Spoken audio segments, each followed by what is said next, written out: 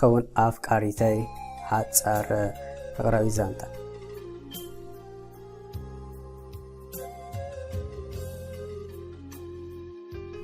ليلة مستقبل بكمزي جمر أرك سلامون حنت قال يلا لمو أب حتصير جزء نفقر مسحاتها سلازي صلاة حريلات أبيلا فقركوا أنت جمرو كسامو سلازي قالوا جنا أي سمو سالستي تفلاليو سلامون أنت خونا مستقبل نيجات أمن أجر حسب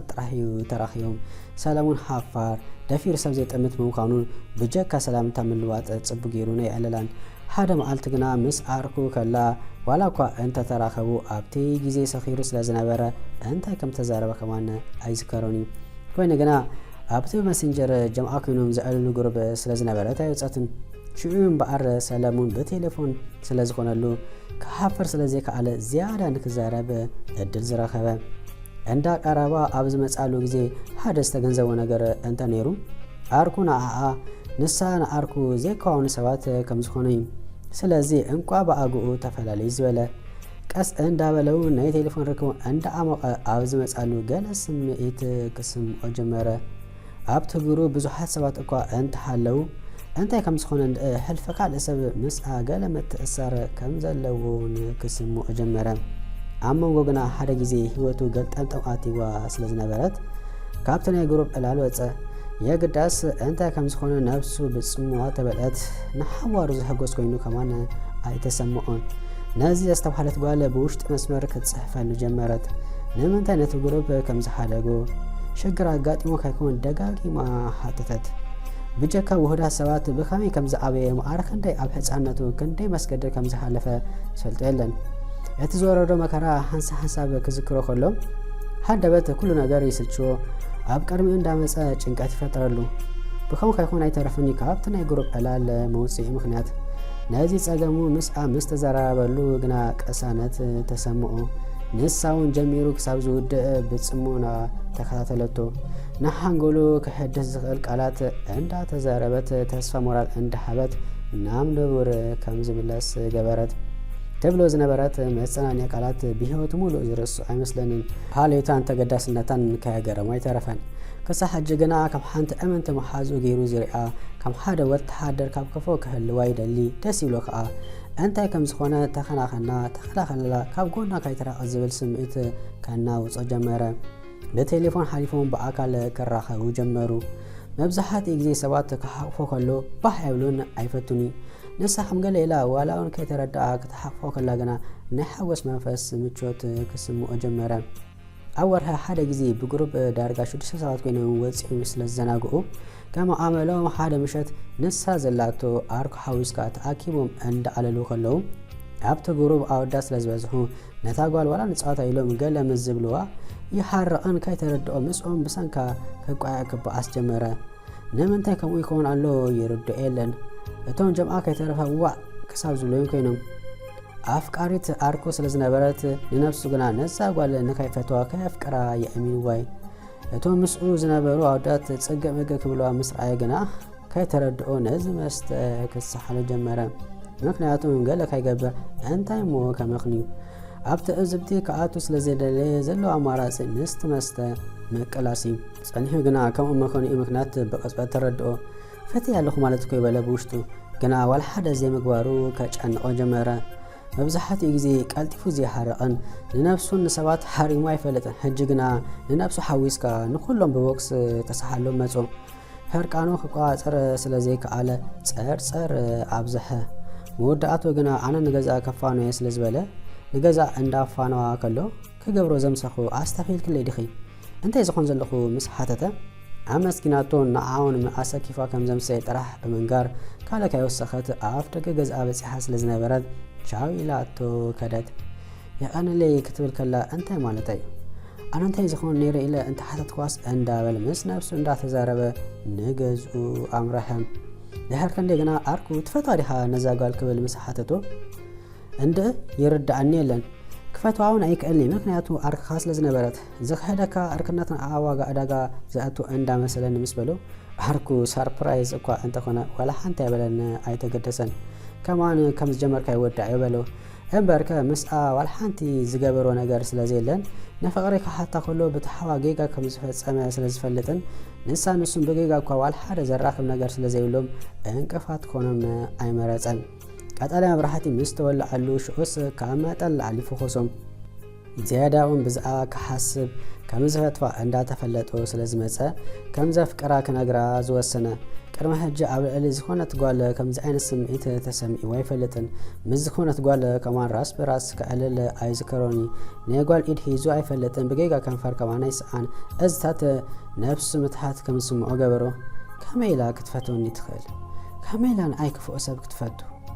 ሓንሳ እውን ከም ዝጭነቕን ብዛዕባ ነፍሰይ ከም ዘይግደስ እንዳፈለጠት ክትፈትወኒ ዘይሕስብ እዩ።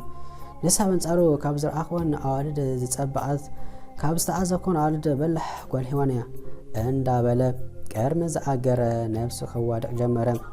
እዚ ንወዲ ከምዝን ኣብ ግምት የእትዩ ክነግራ ከም ዘለዎን የብሉን ብዙሕ ሓሰበ ተማተአ። መወዳእቱ ግና ቫላንታይን ደይ ይመጽእ ስለ ዘሎ ድሮ ቫላንታይን ዘሎ መዓልቲ ክነግራ ኢሉ ወሰነ። መዓልቲ እውን ምእንቲ ርሱ ክብል ምስ መጸ ኣብታ ኩሉ ግዜ ወክ ዝገብርሉ ሓውሲ መናፍሲ ቦታ ዘወርወር እንዳበሉ ከለዎም ቁሩብ ምስ ሰጎመ ክነግራ ይብል እሞ መሊሱ ከዓ ስቕ ይብል። ሽዑ መንገዱ ይገብር ጸኒሑ ከዓ ፍቑራት ምስ ረኣየ ከም ኣተይ ዘረባ ደስ ክብሉ ኽምሽ ይብል እሞ መሊሱ ከይነገራ ትብል ነግፈረ ክብል ብፍርሒ ዝኣክል እታ ምሸት ክንደይ ከምዘይ ተጨነቐላ ብዘይፍረ ንኸንቱ ሓለፈት። በቃ ብኣካል ክነግራ ዝከኣሎ እንተፃዕረ እኳ ከክርያ መንፈሱ እንዳሓደመ ብፍርሒ ዝኣክል ስለ ዘይከኣለ ብቴሌፎን ከም ዘፍቅራ መልእኽቲ ሰደደላ። እንታይ ዓይነት ስምዒት ተሰሚዕዋ ይኮነ እንደእዝ ገይርዋ ንኡ ብኣካል እንተዘኾንሲ ገለ ነገር ካብቲ ስምዒታም ተረድአ ኮይኑ ግና ግዜ ሓበኒ ክሓስበሉ በለቶ። 4 ከበድቲ ናይ ቃንዛ ስቃይ መዓልታት ምስ ይሕልፈ ግና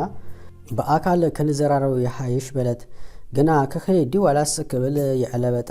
ከብዱ ፍርሓት በሎ ከርሱ ተገላበጠ ከይተረድኦ ከም ሕሱም አንቃጥቀጠ ሕርመት ልቡ ልዕሊ ንቡር ሓረመት የግዳስ ተቋፂሩ ክተርፍ ስለዘይክእል ዘላብ ዓላ ኢሉ ብፍርሓት መንፈስ ከደ ምስ ተራኸቡ ግና ሰላምታ ድሕሪ ምልዋጥ ተተፋጢትካ ሰኮነ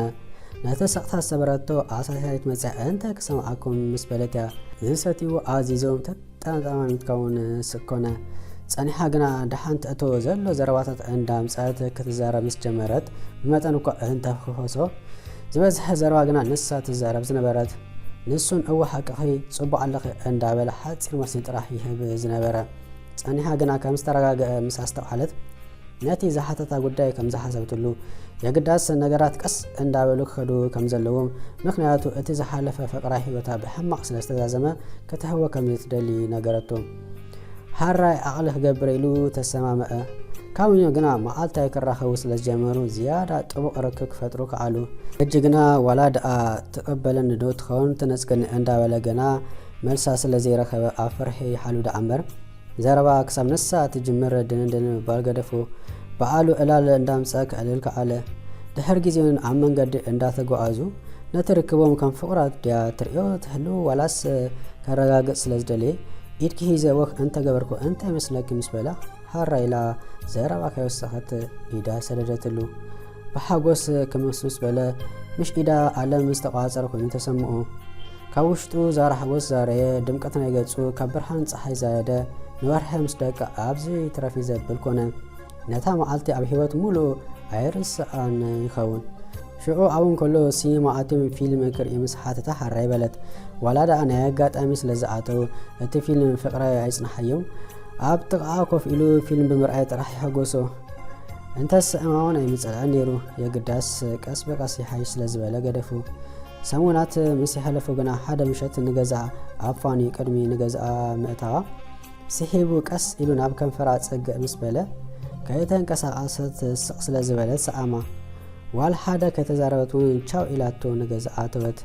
ንሱ ግና ክንቀሳቐስ ኣይተረኣየን ከንፈሩ ብኣፃውቱ እንዳተናኸፈ ፍሽኽ በለ።